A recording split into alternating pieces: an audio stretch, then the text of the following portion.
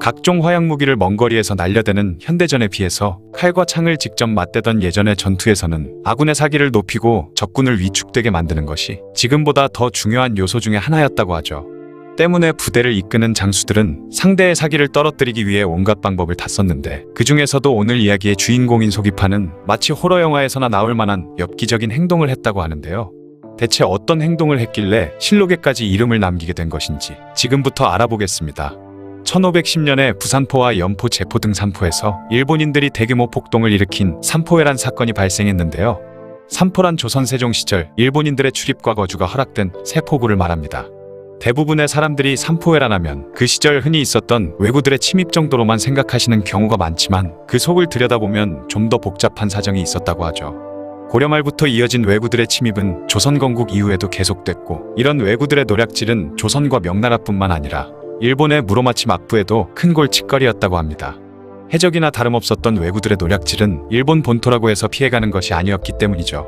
때문에 일본의 몇몇 다이묘들은 아예 돈으로 그들을 매수해서 자신의 영토에 있는 백성들의 피해도 줄이고 자신이 거느린 병사수도 늘리는 방법을 택하기도 했는데요. 조선에서는 이에 대한 대책으로 1419년 세종에게 왕위를 물려주고 상황으로 물러나 있던 태종이 이종무에게 대마도를 정벌할 것을 명했다고 합니다.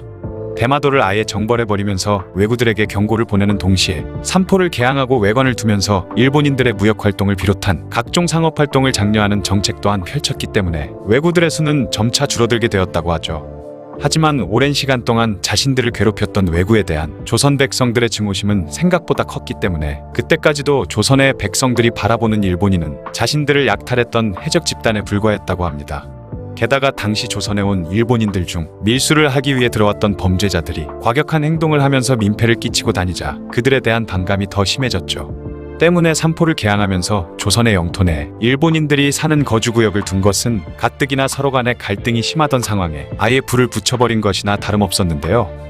초창기에는 일본인들의 수를 약 60명 정도로 제한했지만 점점 교역량이 늘어나면서 외관의 일본인 수는 급격히 늘어났고, 조선 조정에서 이들에게 면세 등의 다양한 혜택까지 주면서 세종 말년에는 무려 2000명이나 되는 일본인이 있었다고 하죠.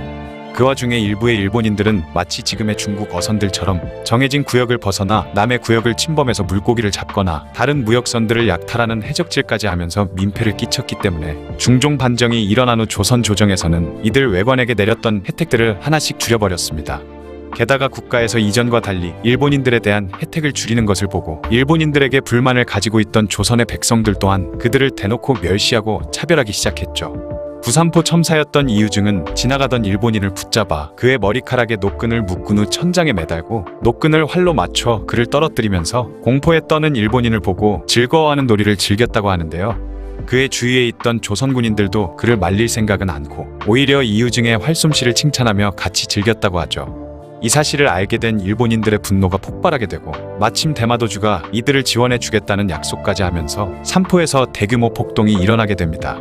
1510년 4월 4일 약 5,000명 정도의 일본인들이 사방에 불을 지르면서 난동을 피우기 시작했죠. 이후 부산포와 제포 등이 함락당하고 부산포 첨사 이유증 등이 살해당했습니다. 그 과정에서 270명가량의 조선병사와 민간인들이 죽어나갔고 800채 정도의 집이 파괴되는 등 심각한 피해를 입었다고 하죠. 며칠 후 자신이 예상했던 것보다 상황이 훨씬 심각해졌다는 것을 알게 된 대마도주는 조선 조정에 사신을 보내 이 사태를 어떻게든 무마해보려 했지만 조선 조정은 단호하게 군사들을 보내며 이들을 토벌하라는 지시를 내렸는데요.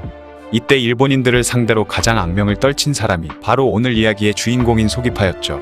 1490년 이전에 무관으로 출사한 소기파는 1494년 북방의 변경 지역을 정벌하는 부대에 참가해서 1500년에는 조선 땅을 침범한 여진족들을 정벌하는 데 공을 세우면서 1508년 불영부사로 승진을 하게 됩니다. 불영부사가 된 그는 백성들에게 관대한 모습을 보이면서 선정을 베풀었기 때문에 백성들에게 많은 사랑을 받았고 1509년에 백성들을 잘 다스린 공로를 인정받아 왕인 중종으로부터 포상을 받게 되죠. 그런데 이때 백성들이 왕의 교지를 전하러 온 이장곤이라는 인물을 보고서는 새 불영부사가 부임하는 줄 알고 이장곤에게 달려와서 소부사님이 더 계시게 해달라며 간곡히 부탁을 했다고 합니다. 이장곤은 이러한 사실까지 모두 중종에게 보고했고 소기파를 기특하게 여긴 중종은 특별히 그의 품계를 한 등급 더 올려주었다고 하네요.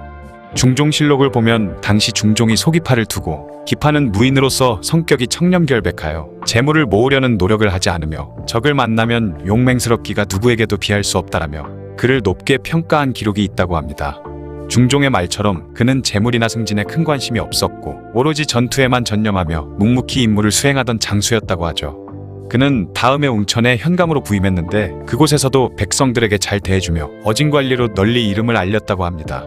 그러던 중에 삼포에 있던 일본인들이 난을 일으키자 자신의 조카인 소세옹과 소세공을 데리고 왜적들을 진압하러 달려갔는데 그 당시 소기파의 나이가 이미 50대 초중반 정도였음에도 전장에서 뛰어난 활솜씨와 무예 실력을 보이며 왜적들의 사기를 크게 꺾었다고 하죠. 실록을 살펴보면 안골포가 일본인들에게 포위되어 함락될 위기에 몰려 있었는데 소기파가 병사 2~3명만을 데리고 접근해서 뛰어난 활솜씨로 적의 포위를 풀어버린 후 돌격해서 그들을 모두 쫓아내버렸다는 놀라운 기록이 있습니다. 그의 뛰어난 무예만으로도 충분히 일본인들의 길을 죽이기에 충분했지만 무엇보다도 소기파가 일본인들로부터 공포의 대상이 된 이유는 바로 그가 전투 중에 죽은 일본인들의 시체 사이를 뒤지고 다니면서 아직 살아있는 사람이 있으면 칼로 그들의 배를 갈라서 흘러나온 피를 자신의 얼굴과 손에 바르고 술을 마시면서 그 사람의 쓸개를 손으로 꺼낸 후 안주 삼아 씹어먹는 엽기적인 행동을 했기 때문이라고 하죠. 이 충격적인 장면은 상대인 일본인들뿐만 아니라 같은 조선인들마저 기겁을 하게 만들었고 이후부터 그는 아군과 적군 모두에게 마치 전투에 미친 괴물과 같은 이미지로 남았다고 하네요. 그렇게 소기파는 사람들 사이에서 야차라는 별명을 얻었고 그의 성씨인 소를 붙여 소야차라 불렸다고 합니다. 이 일화를 들으면 마치 이야기꾼들에게서나 퍼지는 야사처럼 들리겠지만 놀랍게도 이 이야기는 실록에도 기록돼 있다고 하죠. 바로 중종실록에 중종 5년 4월 22일자에 나와 있다고 합니다. 이런 소기파의 엽기적인 행동은 조정에도 보고되었지만 삼포해란 당시 그가 세운 공이 워낙 컸기 때문에 1등 군공에 해당하는 공적을 인정받으며 이후 전라도 수군절도사를 거쳐 병마절도사까지 역임하게 되죠. 당시 워낙 일본인들에 대한 혐오가 크게 달해 있기도 했었고 전쟁터에서 서로 죽이던 적들을 상대로 한 행동이라는 점을 감안해서 소기파의 행동이 적들의 사기를 꺾기 위해서 벌였던 조금 과격한 퍼포먼스 정도였다고 판단한 것 같습니다. 그렇게 삼포해란이 끝난 이후 분노한 조선 조정에서 외관을 폐쇄해버리자 그때까지 교역을 통해 들어오던 수입이 끊기며 경제적인 어려움에 처한 대마도주는 폭동을 주도한 주모자의 머리를 잘라 조선에 바치면서 애초부터 자신들은 조선과 싸울 생각이 없었다며 애원했다고 하죠. 이후 대마도주의 요청을 받은 무로마치 막부에서도 조선에 다시 교역을 허락해달라며 간청한 끝에 1512년 임신약조를 맺고 다시 교역을 재개해주게 됩니다. 하지만 이 임신약조에서 조선은 예전에 비해서 훨씬 적은 교역량만을 허가했기 때문에 여기에 불만을 품은 대마도주와 왜구들은 또다시 사량진 외변을 일으켰다고 하네요. 지금까지 소기파 장군에 대한 이야기였습니다. 임진왜란에서 용맹하기로 소문났던 장수를 뽑아보면 한명령과 정기룡, 황진 이렇게 3명의 인물이 많이 언급되는데요. 오늘 이야기할 주인공은 엄청난 무력으로 왜군 부대를 곳곳에서 격파하고 다니며 육지에서 60전 60승의 신화를 기록한 정기룡 장군입니다. 왜군들이 보는 앞에서 왜적의 배를 갈라 생간을 철근같이 씹어먹으며 그대로 돌격해 적들을 두려움에 벌벌 떨게 만들었고 7일 동안 25개의 왜군 부대 9천에 가까운 군사를 고작 700의 병사로 휩쓸고 다녔다고 하죠. 그 용맹한 모습으로 조선의 조자룡이라고도 불렸던 정기룡 장군에 대해 자세히 알아보겠습니다. 정기룡 장군은 1562년 5월 26일 경상도 곤양현에서 몰락한 양반가의 자제로 태어났습니다. 정기룡 장군의 본명은 정무수로 기룡이라는 이름이 지어진 데는 재밌는 사연이 있다고 하는데요. 당시 임금이었던 선조는 어느 날 잠을 자다가 용의 하늘로 올라가는 꿈을 꾸게 되죠. 이를 기이하게 여긴 선조는 신하를 시켜 자신이 꿈에서 본 마을에 가서 정말로 용이 있는지 알아보라고 명령했습니다. 신하가 그 명을 받고 전국을 돌아다니며 수소문하다가 결국 그 마을을 찾았는데 그곳이 바로 상주였다고 하죠. 그곳에서 무관시험을 준비하던 정무수를 보고 비범함을 느낀 신하가 그를 선조에게 데려갑니다. 정무수가 마음에 들었던 선조는 그가 같은 해 있었던 무과시험에서 출중한 무용을 뽐내기까지 하자 마치 용이 승천하는 기세와 같다고 감탄하며 그에게 기룡이라는 이름을 하사했다고 하네요. 1586년 무과에 급제한 정기룡은 1590년에 경상우도 병마절도사 신립의 밑에서 일하였고 다음에 훈련원 봉사가 됩니다. 1592년에 별장으로 승진한 그는 임진왜란이 발발하자 경상우도 방어사 조경의 밑에서 싸우게 되죠. 전투를 준비하는 과정에서 조경이 자신의 부하들에게 왜군과 싸울 계책을 묻자 정기룡은 적들은 오랜 전쟁으로 단련된 강한 군대인데다 조총을 무기로 쓰고 있으므로 태평한 세상에서 제대로 된 훈련을 받지 못한 우리 병사들로서는 정면으로 승부하면 이기기 어렵습니다.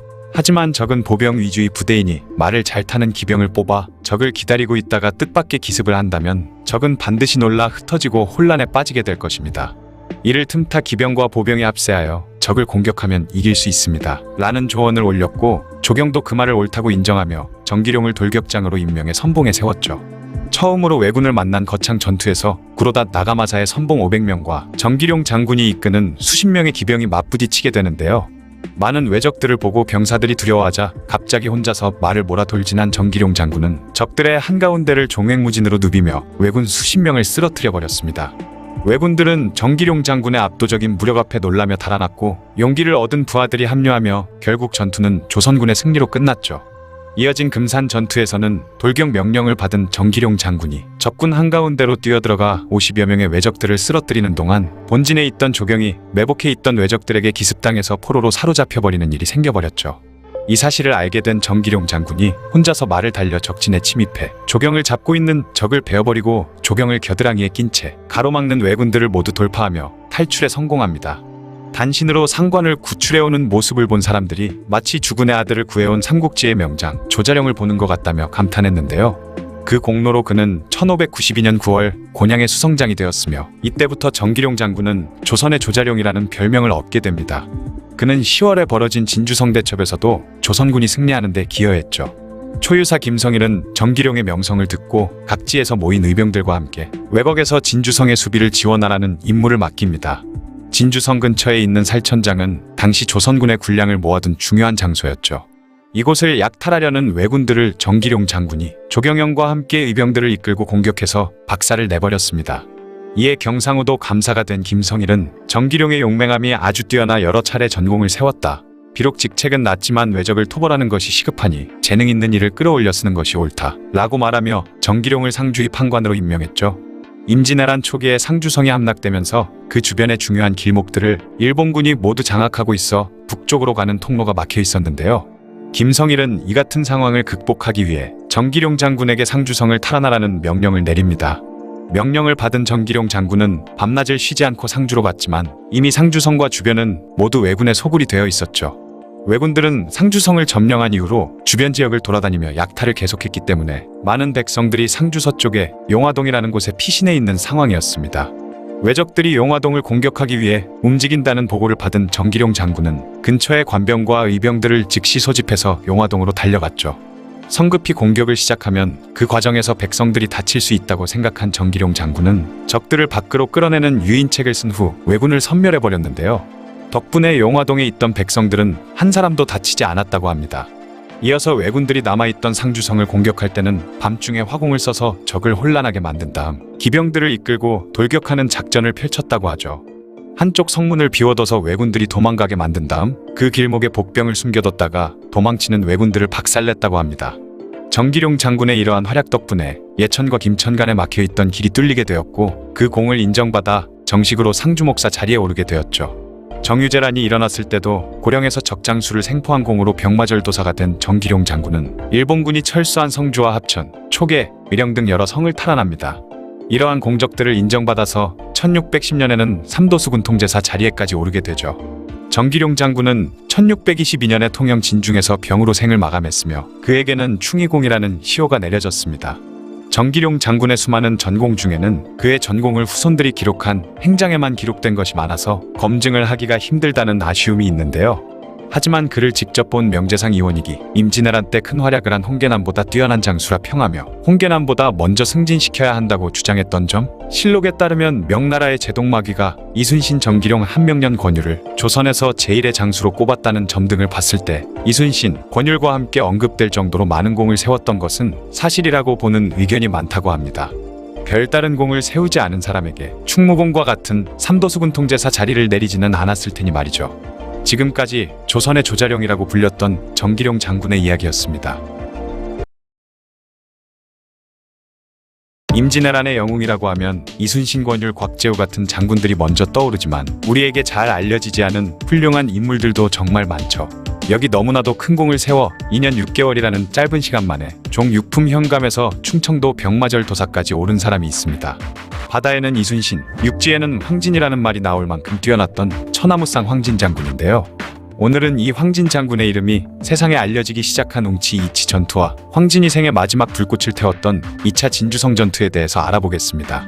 황진은 조선의 명제상 황희 정승의 5대손으로 1550년 전라남도 남원군에서 태어났습니다.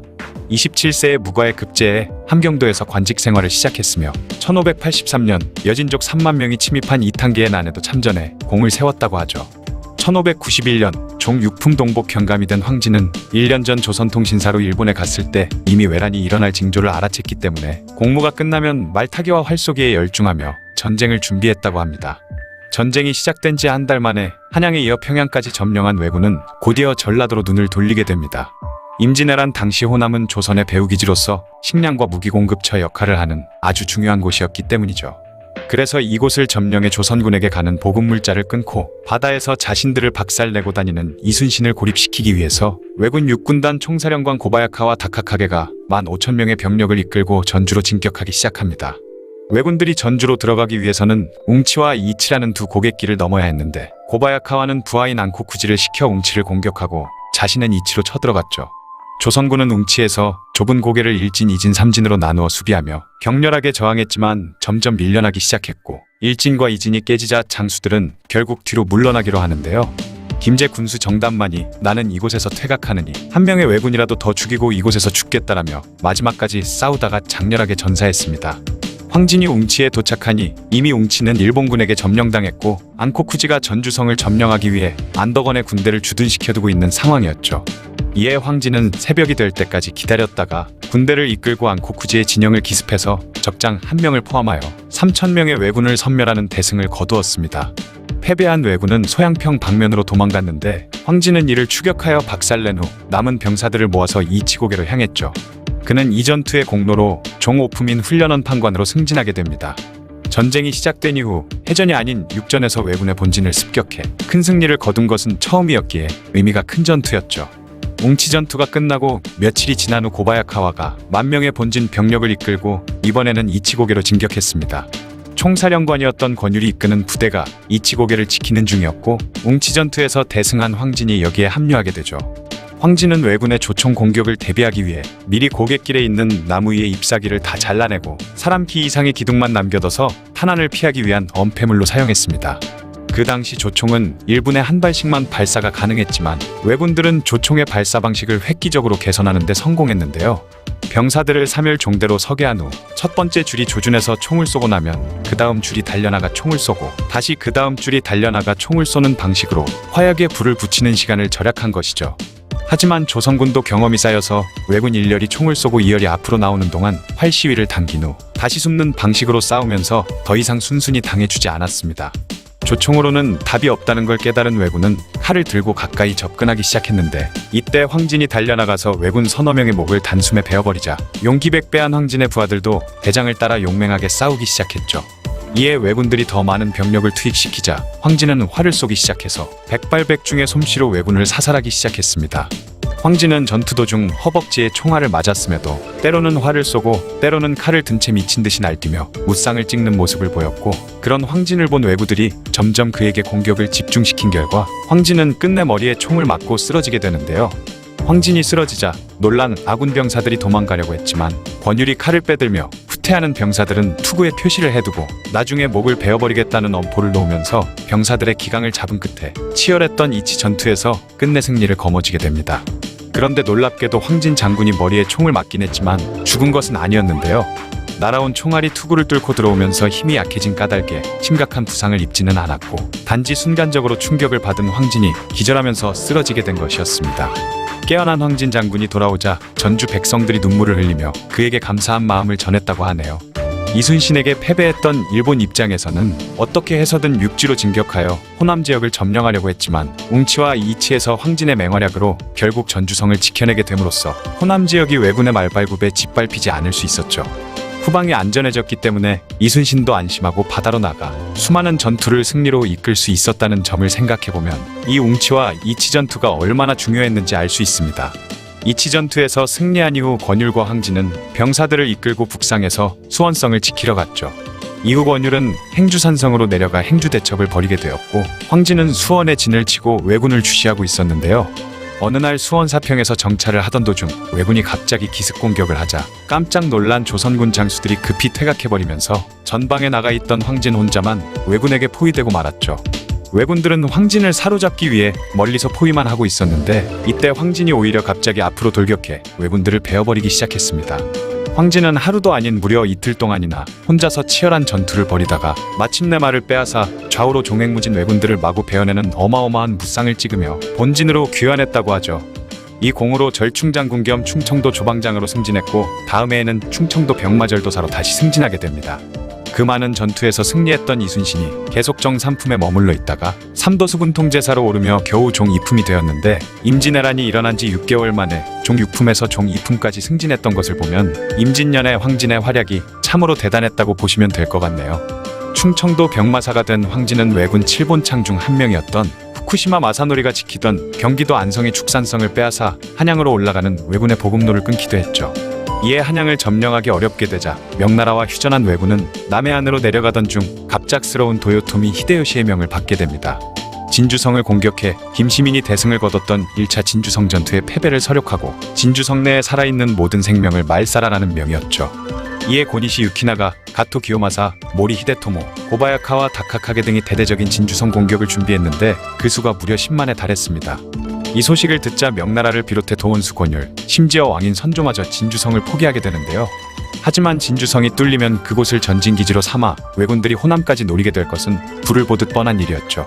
게다가 왜군이 진주성으로 진격하면서 근처 함안이나 의령 지역의 백성들을 모조리 죽여버렸기 때문에 경상도에 있는 백성들이 진주성으로 가면 살 수 있다는 생각을 하면서 모두 진주성으로 피난을 간 상태였습니다. 호남 지역의 안전과 이 6만 명에 달하는 백성들을 지키기 위해 황진을 포함한 여러 장수들이 죽음을 각오하고 진주성으로 떠나게 되죠. 하지만 왜군의 병력은 대략 10만 명이었던데 반해 진주성을 지키는 병사들은 고작 6천 명이었기 때문에 누가 봐도 가망이 없는 싸움이었습니다. 그래서 황진의 능력을 높이 샀던 홍의장군 곽재우도 당신 같은 인물이 죽는 것은 국가의 큰 손실이니 진주성은 포기하고 나와 같이 밖에서 싸우자 라고 제안했지만 황진은 이미 진주성에 가기로 약속했으니 죽을지언정 신의를 저버릴 수는 없다 라는 말을 남기며 이를 거절하죠.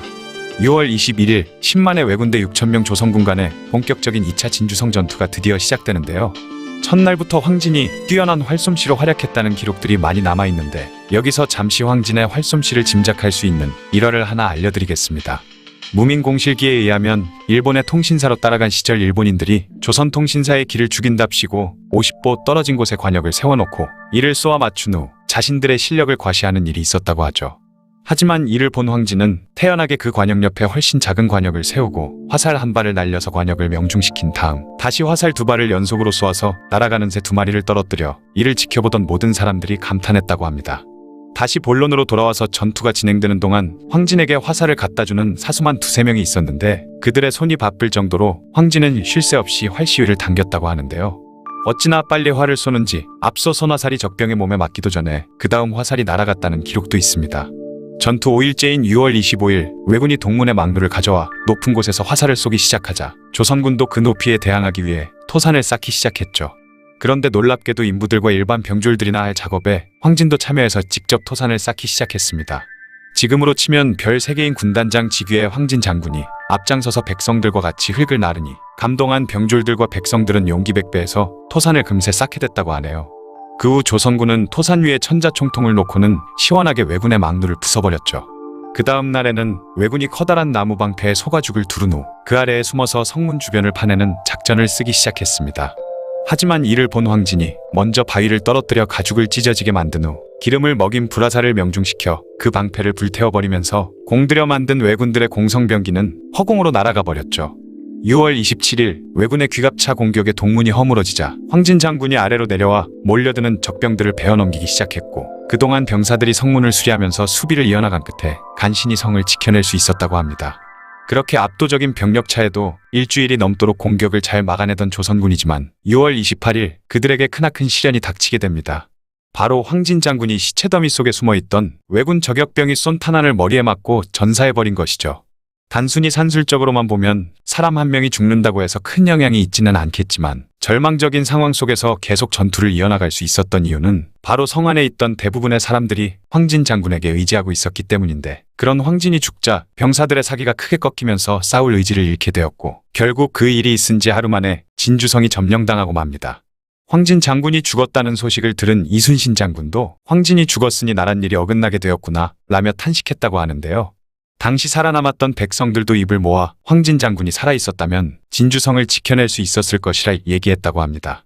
당시 기록 중 선조수정실록에도 외란이 있는 이후로 모든 장수 가운데 행군의 법도가 있고 사졸에 솔선하여 옛날 중국 명장의 풍도가 있는 자로는 모두가 황진을 추종하여 으뜸으로 꼽았는데 재주를 다 발휘하지 못하고 죽었으므로 조야에서 애석하게 여기지 않는 이가 없었다 라고 되어 있으니 황진 장군의 능력이 어느 정도였는지 짐작할 수 있는 부분이죠.